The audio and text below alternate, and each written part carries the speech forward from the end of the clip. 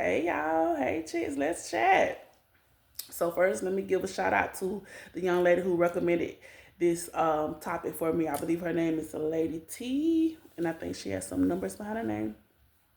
Thank you, love. Thank you for that because um, I love interacting with y'all in the comments because a lot of times things that y'all say, they'll direct and redirect me towards different topics, different relevant topics, different topics that I would love to cover. Sometimes they bring my attention to something. Sometimes they remind me of something that I want to talk about. So I appreciate that, and I appreciate the time that y'all take to listen to my videos. Okay, if you don't listen to all of them, but if you click on it and listen to anything, I appreciate that because it's so much out there and there's so many people y'all could click on and listen to that if you take the time and indulge me, indulge my topics, indulge my conversation, indulge my mind, what I'm thinking on, what I'm, speaking on, and you take that time to listen, I appreciate it. I don't take that for granted at all because I realize that it's a blessing that you don't mind listening, at least just listening to what my thoughts are, right? And sometimes I understand sometimes people listen to you just to agree, just to disagree with you, just to see what it is you saying today that they don't want to hear or that they don't agree with. But nevertheless, I believe that at this point, most of the people who are still, hanging on and tuning in all the time, I really believe that, y'all are engaged and, for the most part, you understand my train of thought, understand how I think. I don't expect nobody, and I mean nobody, I don't expect anyone to agree wholeheartedly with everything that I'm saying because you haven't had my exact experience. You may have had similar experiences or you may be able to relate to some things, but other things you may feel like, hey, I don't know about that one right there. Nah, girl, I usually agree with you, but that right there, I don't know about. And I can understand that. And that's not, no, that's no pressure on me. That's no pressure on me at all because I understand we all have different life experiences. We can go through the same or similar circumstance, but the situations within that circumstance can be so different that we have very different stories once we come out of that. We have very different experiences once we come out of that. So I can understand. I don't expect anybody to agree with me. When I'm on here, most of my topics, I'm not necessarily trying to convince you of something. I'm just having conversation and I'm just, let y'all know how I think or how I feel about certain, certain situations, certain topics, certain life things that's going on. But that, that don't have to be, anything that you wholeheartedly agree with me about or whatever. No, we just chatting. We just chatting. So, anyways, let me get into it, right? This is real interesting to me, right? And for those of y'all that don't know, I often have explained that for the bulk of my life, I was raised by my dad. Now, my mom and dad, they were initially married up until I was in maybe like 5th, 6th grade, somewhere around that time. Then they departed and I lived with my dad. So, in a sense, yes, I come from a 2-parent household, right? But once they divorced, now I'm on the single parent spectrum. So I feel like I can speak from both angles in a sense, and my parents, they had traditional gender roles, my mama did what women do and my daddy did what men do. My mama didn't cut no yard and my daddy wasn't cooking. My daddy didn't even learn how to cook until years after him and my mama got divorced, because once my mama wasn't cooking no more, who you think was in the kitchen? Me. So it wasn't until he became good and grown that he, started learning how to get in the kitchen and do some stuff. But anyways, the topic at hand is, basically the dynamics that show up in relationships when either a woman or a man comes from a two-parent household versus when they come from a single-parent household, right? And it's a topic that I think I've been hearing more people kind of get into, but it's also a topic that people haven't always gotten into, right? But it seems like we're in an era where a lot of different people are digging into, relationships and what makes them function, what makes them dysfunctional, and I think it's a good time. It's a good time for certain conversations. It's a good time to really take a deep dive into the whys and figure some things out, So I can speak from my experiences and the things that I have seen. And I said that on one of my last videos that there is absolutely a difference between a guy who is raised by his mom and a guy who is raised with his dad in the home. Whether that is a single dad or whether that is a mom and a dad. We'll start with that. Because I have noticed that when the guys that I have dealt with that were only raised by their mom, they like to be, they're a little more whiny, like they like to be a little more catered to, So you have to be a certain type of female to deal with that, right? You have to be a certain type of a woman to deal with that whiny kind of neediness type thing, right? And I see that with them because, why? Because their moms, we know, especially in the black community, we know that moms tend to overvalue their sons, especially more than their daughters, right? So with mom catering, and don't let you be no cute little boy. Oh my goodness, that mama sure enough crazy about you. So the moms, they catered to those sons and, put them on different pedestals and whatnot. So if you coming up like that as a son, right? What you think you expect from your lady when you get of that age? You're going to expect the same thing. Now, that's not to take nothing from a mom because moms are supposed to bring that nurturing factor to the table, right? But the dad balances that out. So when the dad is missing and all you're getting is just the nurturing part and there's nothing to balance that out, and you're a man, you tend to have some woman-like tendencies. You tend to catch an attitude like I do. You tend to act like I do when you catch the attitude. That's why you have all these dudes, y'all blocking women, y'all, you're doing the same thing, delete, undelete, all the crazy stuff what women do. Where you think you get that from? Your mama tendencies, the female in you, yeah. But now here you go now, because even the Bible say we was made male and female. So we got a little bit of both in us, right?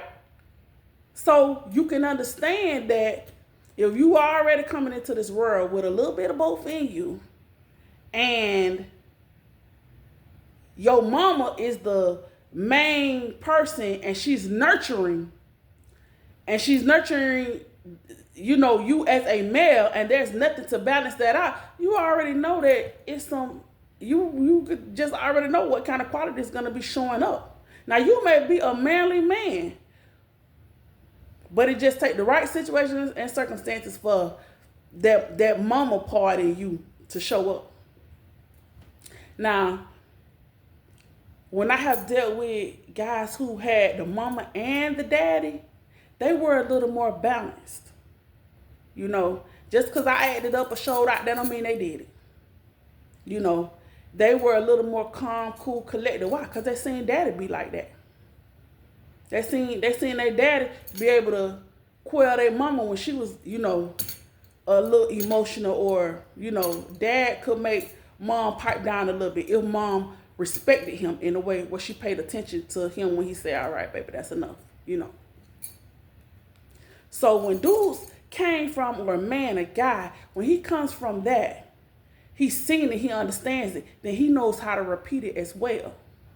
So therefore, when you and him go to get mad at each other, he don't go to acting all crazy like you. Unless he saw that behavior too. But if he saw a strong man, he didn't really see his daddy getting crazy too much. If his daddy got crazy, it was an extreme situation. If his dad got emotional, rather, it was usually an extreme situation. Now, his dad may have been angry or gruff or this or that, but when the rubber met the road, his dad wasn't all in hysterics, how sometimes a woman may be. His dad was going to be the level head. So the same way with you and him, when y'all get into y'all interactions, he's likely to be a person with a level head if he's seen that. If he's seen that. But if he hasn't seen that, and what he sees is what he has seen is his mom being over emotional and not really, then that may show up and you may be like, oh, you acting out, oh, you acting more crazy than me. What's going on? Yes. But here's the thing. It worked the same way with women. It works the same way. We have deficiencies when we haven't had two-parent households as well. You know why? And see, for a lot of times, nobody was really addressing the issues that come with the female being raised only by her mom. We were talking about the dad, the males not having dads in the home. But you don't understand that it plays a role on the daughters as well when dad is not in the household. You know, and it's some things you may never know because, of course, as a woman, sometimes you think you perfectly fine. Your mama raised you, she did her big one, she was strong, she was this, she worked this many jobs, this, that, the third, and hey, she taught you how to do that as well. But that's why you always pick men who don't know how to hold you down. You real good at holding them down. You good at holding your job down. You good at showing up. And you good at, in your mind, you everything that a man should want.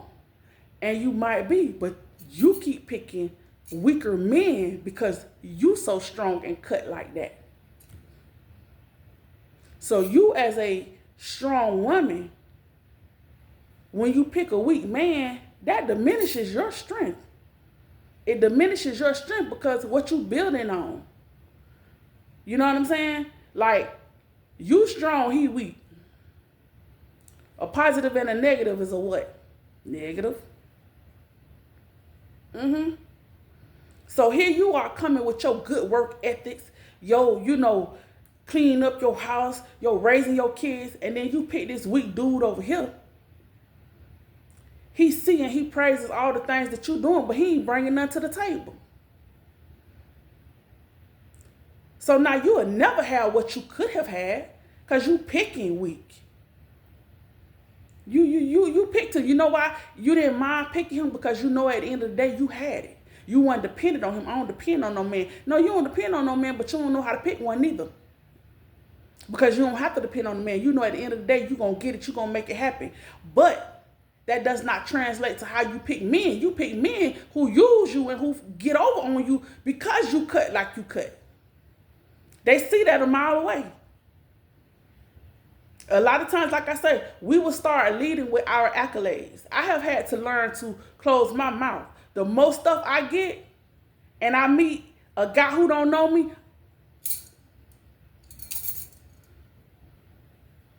you're going to have to Google me, baby, and see what you come up with. Because I ain't telling you all about my stuff.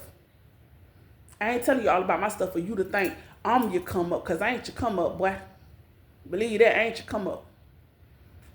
The same way I did my due diligence to try to accomplish and achieve the things I have, hopefully, sir, you've done the same thing. Because ain't nowhere in the world you was waiting on me. Because I know you lying. You hear me? So,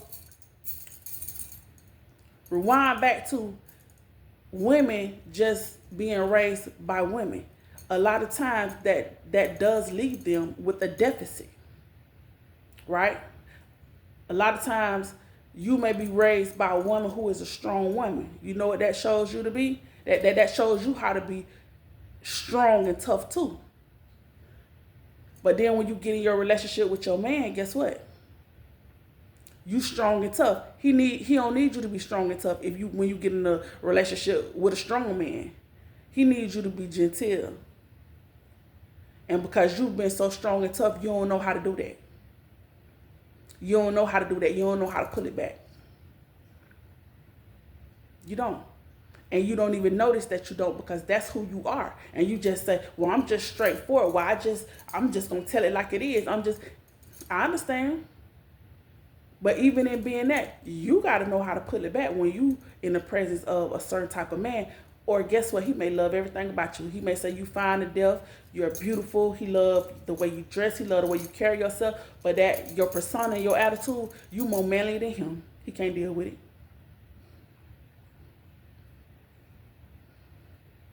Those the hard truths. Those are things you have to sit back and really have a come to Jesus moment with yourself about.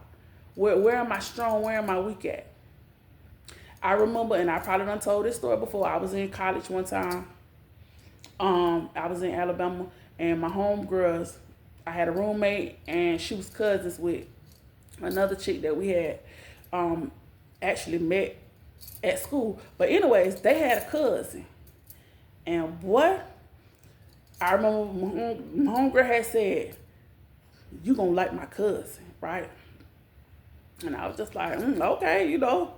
When I seen that cousin, you hear me? Ooh, boy, listen. That cousin was so raw. Oh my goodness. That baby right there, you hear me? I hope he has aged gracefully, baby, because he was that baby. You hear me? Whew. Like, and I'm used to seeing handsome dudes, and I'm used to dealing with handsome dudes because I always had a thing for handsome dudes. But boy, I love to be pleasantly surprised and see something that just blows my mind and that I ain't seen before. But yeah, so I was like, oh, she was right. Yes, baby. Let me tell you something. So we used to go over their house, you know, and it used to be like guys over there, they playing cards, they chilling good or whatever. Let me tell you something. I'd be right there, prim and proper. And guess what? One time she was like, oh, you act different when you around him. You act different when I sure enough do because I understand that I'm in the presence of a real one. Everything about him. That's a man right there. Oh, I ain't finna be doing all that, I ain't on the street. I ain't in the hood hanging with my homeboys. I ain't thugging it, baby. I'm prim and proper. Got my little Hennessy in the glass. I'm cooling it. I ain't loud, boisterous. No. See, you gotta know when to pull that thing back. As I should be cool, calm, and collect. And acting like a lady. As I should be. Right?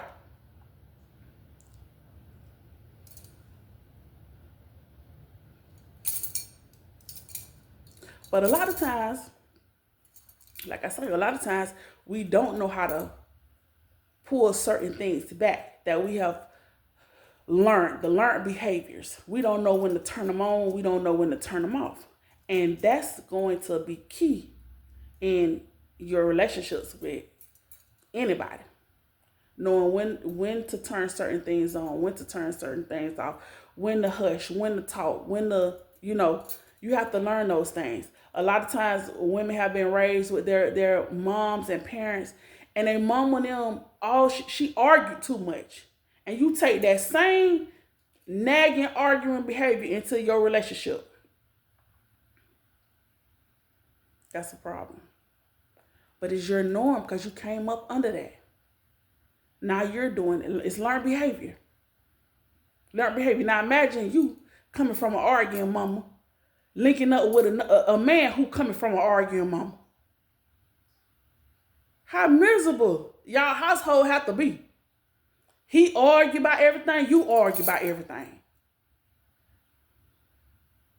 And it's a whole lot of this stuff going on, but these are the dynamics that we don't necessarily want to address. And a lot of times with us, we don't like to really get into, the dysfunctions of, well, this was, yeah, she probably did argue too much, this, that, especially if the person is dead or something like that. We don't want to, we would paint a picture like they was Mother Teresa, like they was the proverb woman herself. No, she wasn't. She wasn't. She was human. She was regular, like everybody else. She had her issues. She may have been a good woman, but she came with some things. She did. She did. And hey, maybe your mom and grandmother, you come from generations of two parent homes. So yeah, no, my mom, she was so sweet. She never argued. She went along with everything my dad said. They had a good relationship.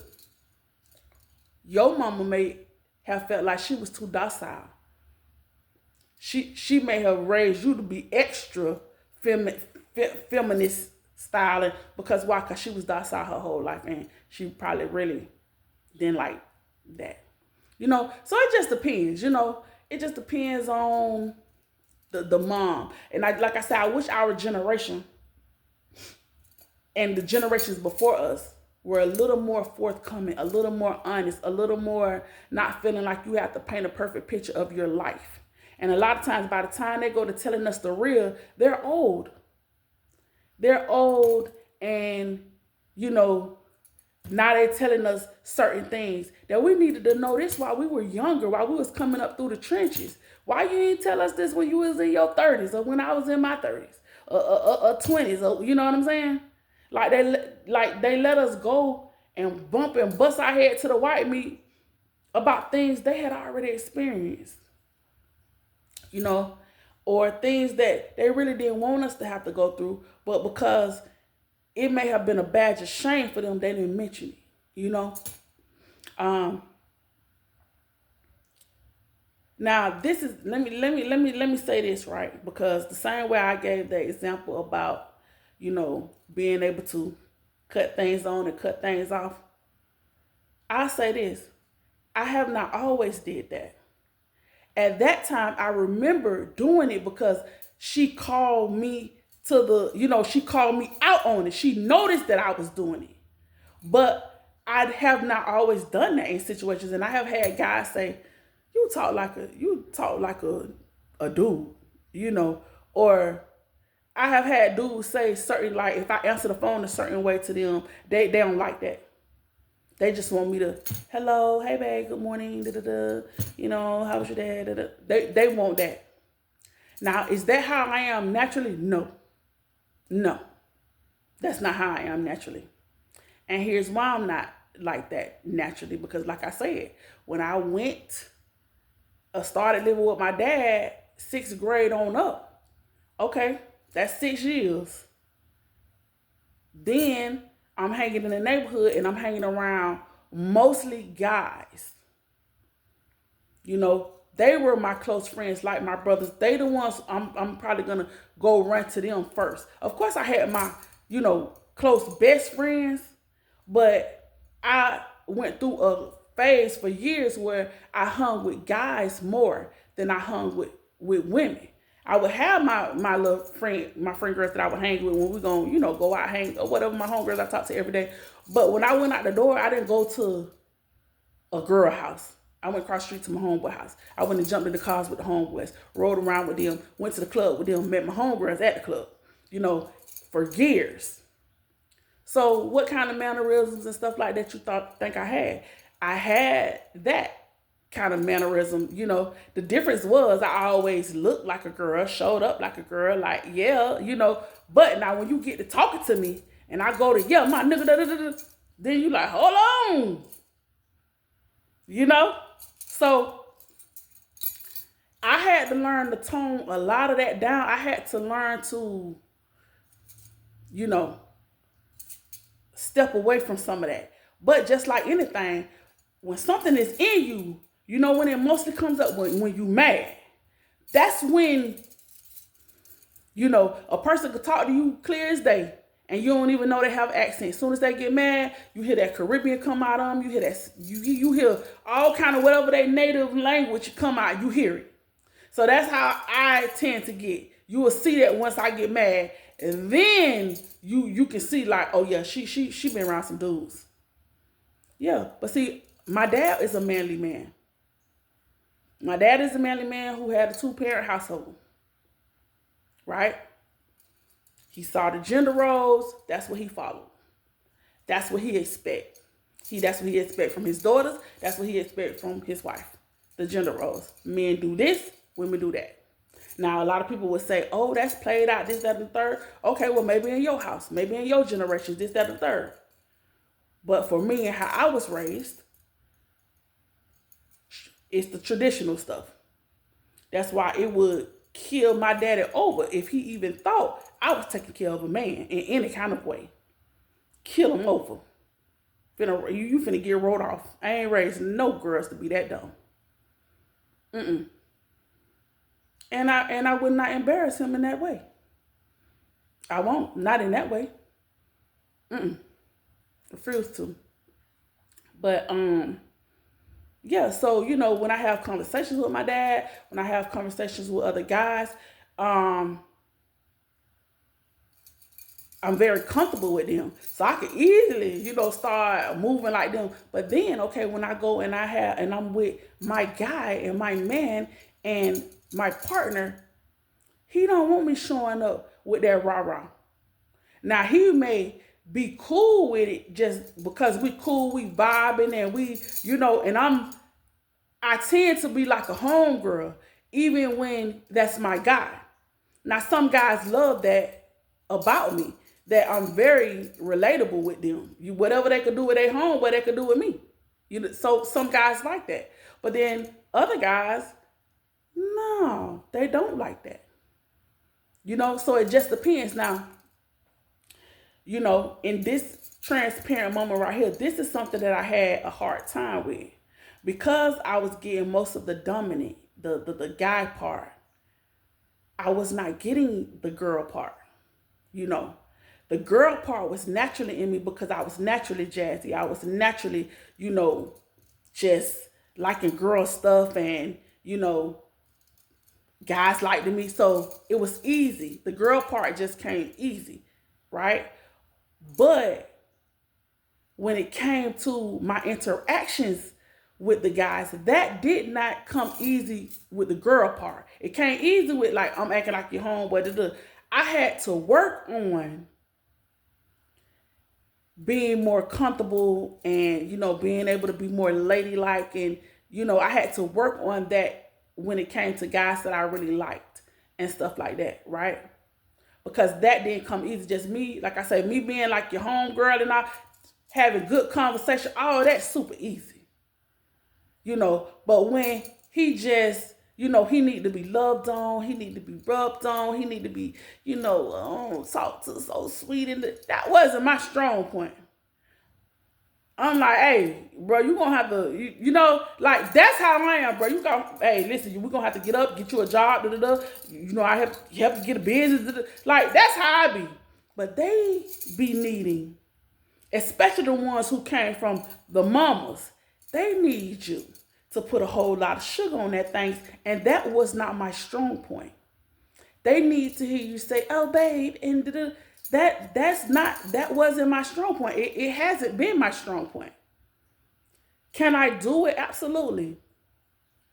But you got to really make me want to do it. Then I do it.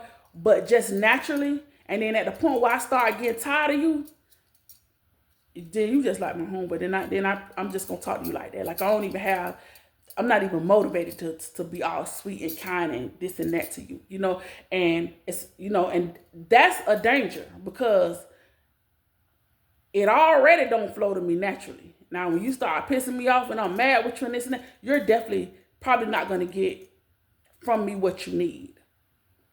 So those are the things that I have to be mindful of when I'm engaging, and I always say, like, I used to love to hear like couples, like young couples, even when I was in high school, everybody think they grown. So you would hear girls like, oh, baby, and like talking so sweet. And I used to love to hear people doing that, but I couldn't do that.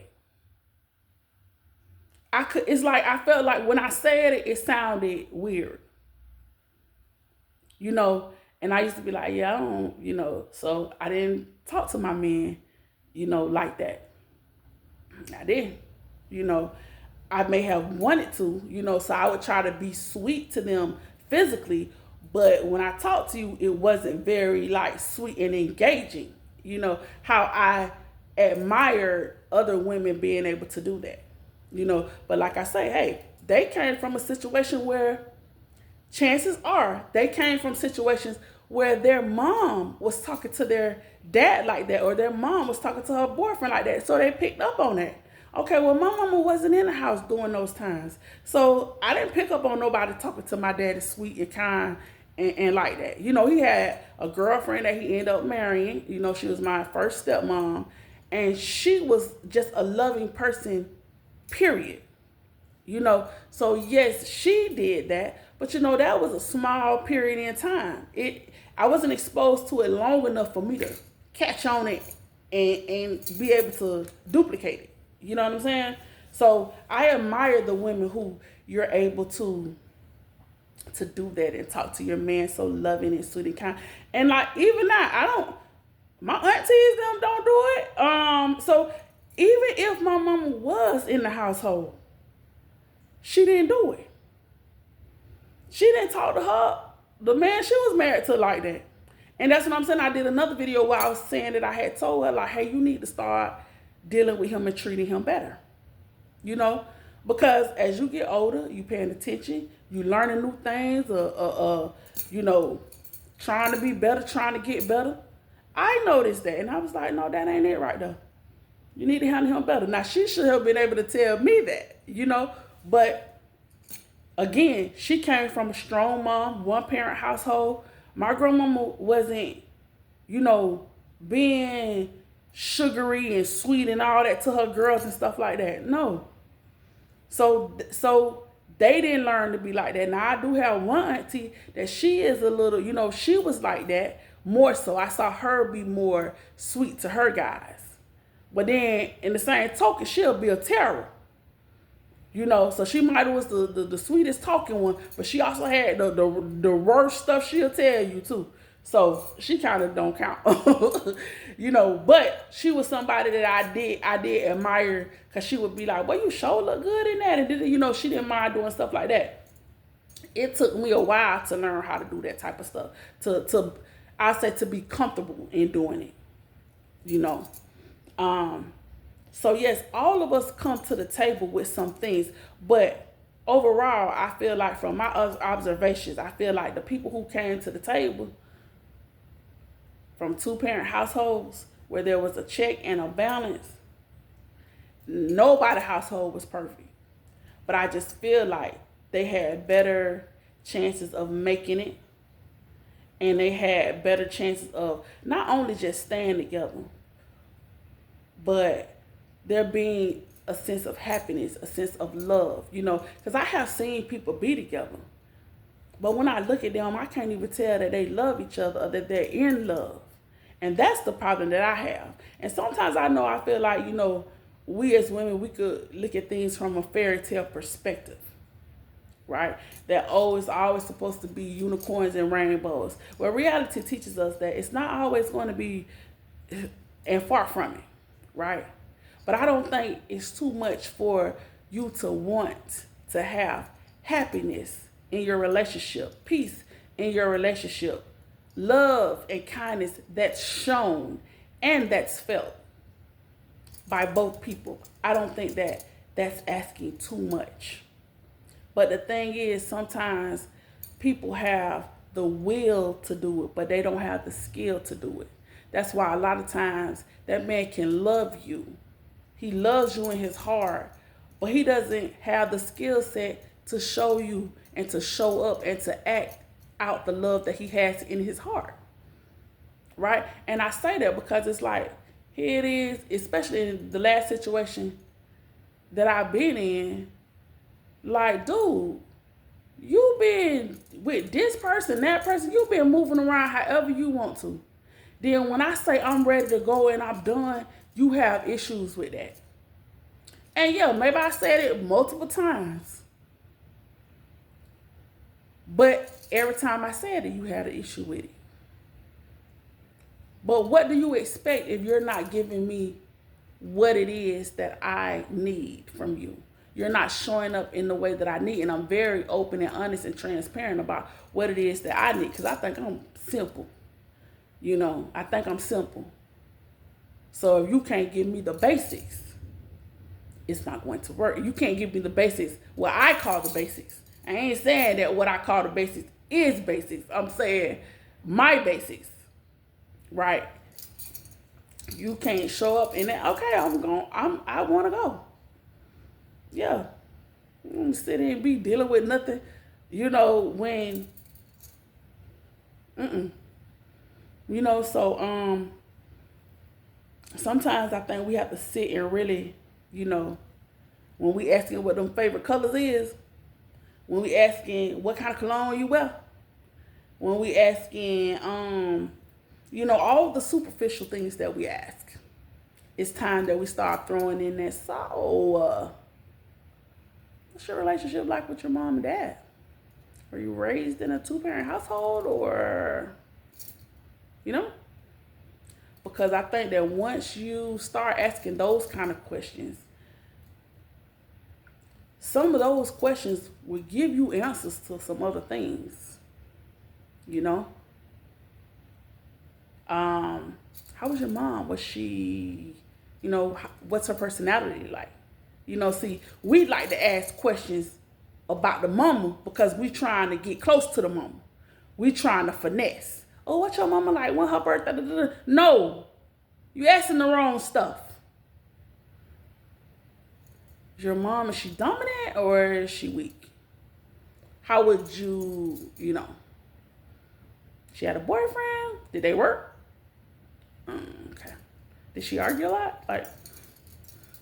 We too busy asking all the other stuff to try to get close to her, thinking that's going to make us closer to him. No, you got to ask different questions in today's time. You really want longevity? You really want that thing to work? Okay, well, you're going to have to dig a little deeper, baby. Stop being so superficial. Time out for playing these boo-boo the fool type games, trying to finesse. That's two 1990s. That's two 1980s. Trying to finesse, trying to come in through the back doors, trying to buy his kids all kind of stuff. Listen, that's so played out because them kids gonna take all that stuff. He gonna let you do all of that stuff, and he still ain't gonna be stunning you in the way that you want him to. You still not gonna be able to connect to that man in the same way, right? Because you spent so much time trying to get close to these kids and to the mamas and the sisters and all that you didn't tap into him, and that you overlooked the fact that he's a little spoiled. He's a little mean. He's a little aggressive. Oh my God, Becky. Yeah, all of that. All of that. But yeah, that's that. Y'all have a good one.